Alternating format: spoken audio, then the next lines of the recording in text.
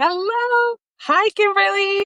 So glad to see you. Oh my gosh. I am ready for you to live closer, as you know. She reminds me of this minimum weekly. Like if she's got a lot going on, it's only once a week, but it's often. So with that, thinking about that, I'm like, well, action. There's a better way to say that, but taking action even when you're not ready. And so maybe we can even figure out a way to get you to move closer, even in the messy. I'm kidding and I'm not kidding. No, she's not. She's dead serious, but she's a lovely human being who cares about how I feel. She's very compassionate, but she's deadly serious, just so we're clear about that. Yes, yes. It's like, yeah, seriously though. Yes, seriously. And I do want to talk about or hear from you about that action when we take action when we're not ready. I think about it as the messy. I think about a finger painting, just all looking messy. And yet in the mess, there's so much power there when I think about those finger paintings. And so I want to hear from you. I want the audience to hear from you. Love this topic. I first heard the term massive imperfect action in my first year as an entrepreneur. And it was such a revelation, this idea of not having everything be so polished and perfect before it ever even started. I think there's some reasons that we feel pressure to be perfect. And especially among heart-centered people and women, I noticed this need that we have to be so perfect all the time. And the thing is there's a perfect tax. There's a massive tax on not moving or to spin another cycle thinking about a thing. And this is actually something that I'm working on and constantly working to overcome. But it's common, really, really common among very high performers to struggle with action and massive action. So I love that you brought that up about this perfection piece. And I'm curious, like when you think about perfection, Amanda, where do you think it starts from? Other people's opinions, usually. Yeah. Yeah. I've given this a lot of thought and a lot of study and a lot of reflection and a lot of practice as a coach. I've worked with a lot of high achievers and high performers. It's like we have this time booked very intentionally, very on purpose. You're a successful businesswoman with multiple businesses that you're taking care of. Like this was the time, right? So I think what happens is we catastrophize about what is going to happen if I show up imperfectly. We worry about being bullied by people in our life. Yes, I use the word bully. We worry about leaving people behind that we love. We worry about whether we're good enough compared to other people.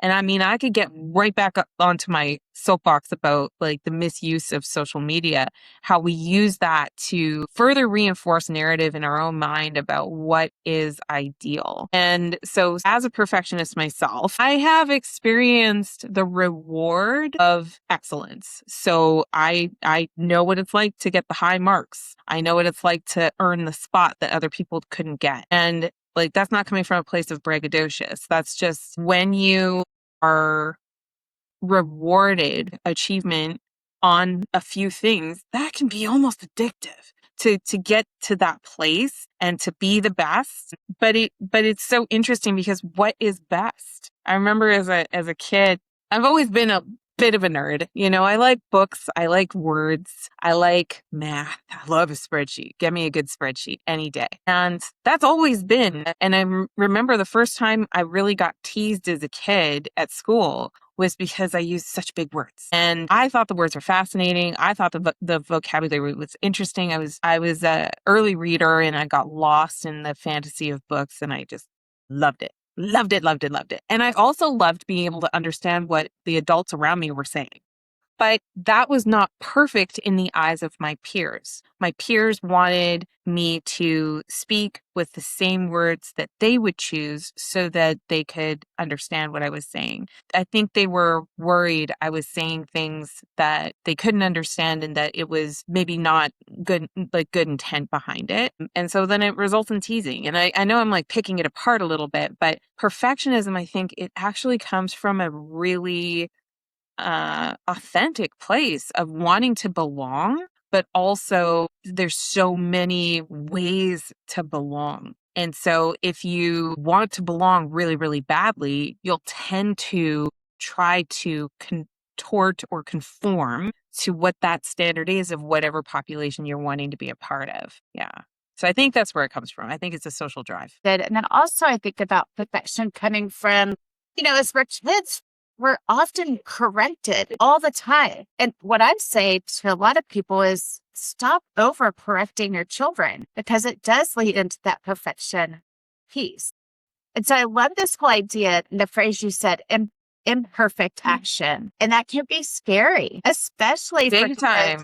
Yeah, especially for people that as a child, like they really got in trouble for not doing things exactly so. A personal story that does come to my mind is our oldest son. So he was in Mother's Day out at our church, and there was this gumball machine, a paper with a gumball machine. And so it had the ball on the top that pulled all the gumballs, and then it came down like a net going to the base. And then the base had these three rings. It was like 3 layers of base. Okay. The instructions were to cut the gumball machine out, cut it out on the line. Our son, Mother's Day out at 4 years old, cut out each of the 3 bottom pieces and then the net and then the gumball machine. She said, she was so angry. She had a conversation with us in the trash. Give us school. It makes me actually crazy as a parent because but it doesn't just happen to children. It happens at all ages. But what's happening is there's a standard that somebody has of an expectation. And one of my favorite little experiments that I've heard about is giving the instructions for making a peanut butter and jelly sandwich. And the way it goes is the kid is writing the instructions to making a peanut butter and jelly sandwich, and then you as the adult need to follow exactly what they wrote. And so often it is missing context. It's missing these details in the communication. That's what the whole purpose of the exercise is to show. And what happens is like people get so emotional when the world doesn't conform to their exact specifications. Like they get angry, they blame, they do all kinds of stuff that is scary. Certainly inconvenient and, troubling. And here's the real issue. And the reason that I decided to break up with perfection is without massive imperfect action, there can be no further learning. You cannot learn by speculating on what you think the world is really like. You can learn by taking that audacious action.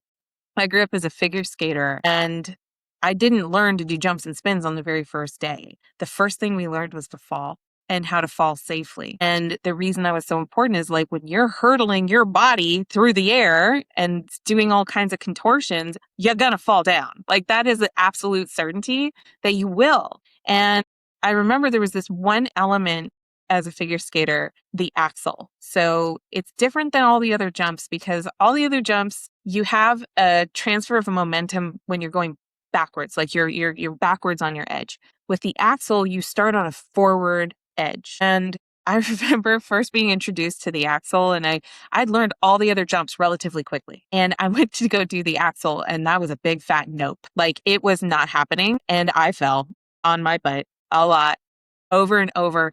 I was first introduced to the axle when I was 11 or 12. I didn't nail that sucker until I was 16. And when you consider that I was at the rink 5 days a week and I lived in an Arctic town full of ice, that's like a lot of months out of the year, that I'm throwing my ass up into the air and not landing stinking stupid axle. And for a long time, I was resentful of the axle. I was angry at the axle. Then I got mad with like the coaches who couldn't teach me the axle and that I was on this tiny club that didn't show me how to do the axle. And you know what didn't help me land the axle was blaming everybody and everything else. What helped me land the axle was when I took off and instead of listening to what I'd been told the axle was like, I experimented and I tried a different feeling and I landed it. And you want to know what happened after I landed that axle? I did another one and I landed that one. and another one. And I landed that one. And I still remember this practice gives me goosebumps. I'm literally goosebumps right now, Kimberly. When I finally landed that silly jump, not only could I land the axle, but I could put double jumps on the back of it. And the reason is because I had been progressing all of those jumps that whole time, but there was this missing piece, this imperfect thing that wasn't working. And it wasn't until I changed my mind about what was supposed to happen and I just let myself do the dang thing again that I could land it. And I had to let go of all these stories, all the preferences, because like in skating, there's a lot of performance pressure of by the time you're at this age, you're supposed to be able to do that, da da da da da da da da da. And so I was definitely operating from a very imperfect place, and I still learned the skill. No, I cannot do an axle right now, but I do know what it feels like. So good. Gosh. Yeah, so good. And such a great example. I love that. So I want the listeners to really think about their life and identify a place where they can take, even when it's not perfect. But I want people to really think about, where can I take some imperfect action? One action. Yeah. I have a suggestion. Okay. Here. Yeah.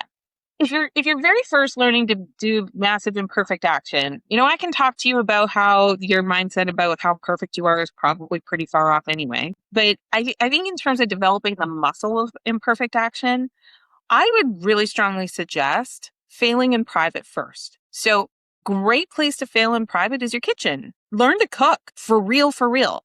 Like go to a cooking class, pick up a couple of techniques with people who know what they're doing, but then I triple dog dare you to make something at home. And so for me, one of the things, so I had like a tough relationship with cooking through my mid-20s. I really did, because my mother is an amazing cook. So there's that social comparison, right? Incredible cook. And she just like anything she decided to try was always incredible. When I got married, the woman made a 4-tier buttercream wedding cake, hand piped with like the gum paste or whatever, roses with like dusted ombre, whatever. And freaking incredible first cake of that nature that she'd made. Not the first wedding cake, but like, and it was perfect. And like that was like the standard that I found myself comparing myself to. So I'm like, and somewhere in my 20s, probably shortly after getting married and having to figure out a lot, becoming a stepmother, I wanted to be good at cooking. I did. I really wanted to be not only good at it, I wanted to enjoy it. I wanted to have some predictability around it that I could repeatedly produce. So one of the things I did is I did take a class, and one of those classes was like French cooking. It was eggs all day. So if you don't like eggs, don't start with French cooking. And I learned how to make a simple omelet in French style. And the first time I made that omelet at home, Kimberly, it was a rubbery disaster. Like it was really bad. And I now make a mean omelet, a really good omelet. But I had to remind myself of the axle. I had to remind myself of those times that I had made a lot of attempts that were not going to give me the result. And the thing is you can learn from your attempts. So now I know when you go to make an omelet, it matters how long you leave the pan on the stove to heat up. Because if you leave it too long, it ends up being way too hot. I also now know that you don't put milk in it, you put water in with the egg. I also know that it helps to have the eggs come up to room temperature a little bit. And like I've got all these little tiny insights that when you stack all of them together, you end up with excellence. And I think that's really the goal. It's not, I think perfectionism, honestly, it is about other people's opinions.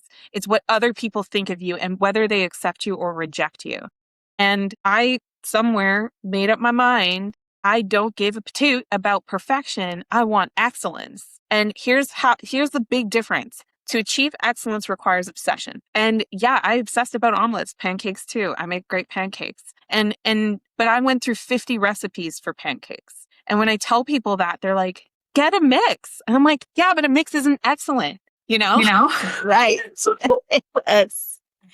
Yes. That's not perfectionism. That's commitment to outcome. And that's different. I love it. So to strive for excellence through imperfect action. That's it. You have to start messy. There are very few, you know what? There are some things that the first time you do it, you're going to be great. So First time I opened TikTok, I was great at scrolling TikTok, dang, because it was just really easy. But what's the reward of getting good at that? And I think about that when it comes to skill cultivation and developing oneself, is that there's the things that are really easily done. But guess what? They're easily not done.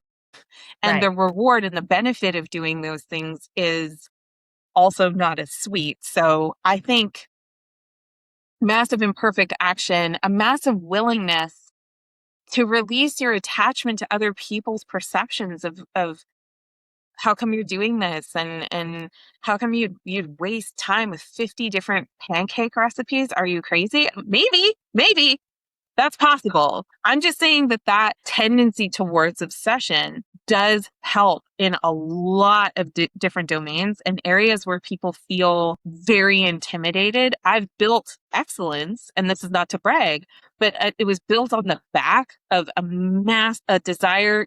I never want to look bad. Like, that's never the goal, but I'm more connected to the reasons that I want to win and the reasons I want to develop that excellence. And so then I'm going to tolerate that stucky beginning to middle where people do question, how come you're doing this? What would be the payoff, or what is the actual benefit of doing it? And it's up to you to have that clarity. But yeah, I'm pretty clear that other people's opinions of me, they're kind of like weather. They can change pretty damn quickly. And a lot of it's way out of my control. Very true.